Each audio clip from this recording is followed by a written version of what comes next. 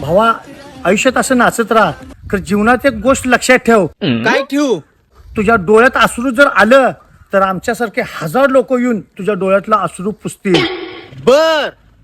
पण एक लक्षात ठेव, ह्या पावसामुळे जर सर्दी झाली तर तुझ्या नाकातला शिंबूड पुसायला हे जिच्यासाठी तू नाचास की नाही, असल्या टवळ्या शेंबड्या कोण पुरी येणार नाहीत.